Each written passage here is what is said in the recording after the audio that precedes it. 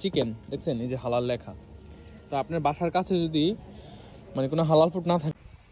আসসালামু আলাইকুম। জাপানে যারা স্টুডেন্ট বেশি আসবেন বা জব বেশি আসবেন, আপনারা যদি আপনার বাসার কাছে যদি হালাল ফুড না পান, হালাল শপ না পান, তাহলে গিমু সুপার নামে একটা দোকান আছে। এখানে প্রায় অনেক কিছু হালাল পাওয়া যাবে, যেগুলো কি আমরা মুসলিমরা খেতে পারবো। তো এর মধ্যে কি কি আছে সেটা আমি আজকে দেখাবো, সঙ্গে থাকুন।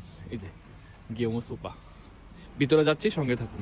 পেঁয়াজ অনেক রেট কম, এই যে পেঁয়াজগুলো অনেক সস্তায়। এই যে আলু অনেক সস্তায়, এই যে গাজর, এগুলো সবই খাওয়া যাবে। এটা সবজি আইটেম, ফল আইটেম, এগুলো যে আপনার ফল আইটেম।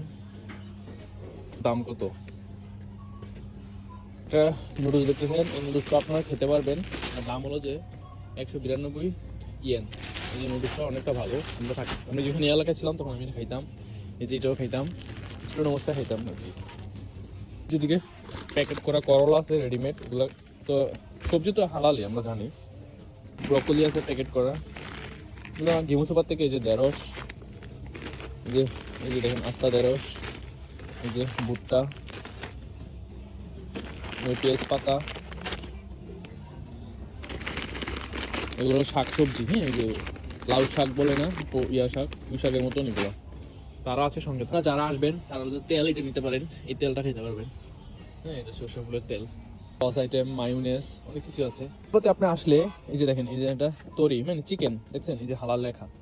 তো আপনার বাসার কাছে যদি মানে কোনো হালাল ফুড না থাকে, তাহলে আপনি গিউমো সোপাস লেখা সার্চ দিলে এই যে হালাল লেখা এই যে মুরগিটা পাবেন।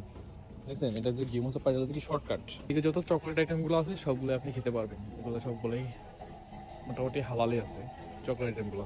এগুলো যে মাছ আইটেম, তো মাছ তো হালালই না, মাছের সাথে কোনো ইয়া নেই, হালাল হারাম ইয়া নেই, মাছ আইটেম আছে।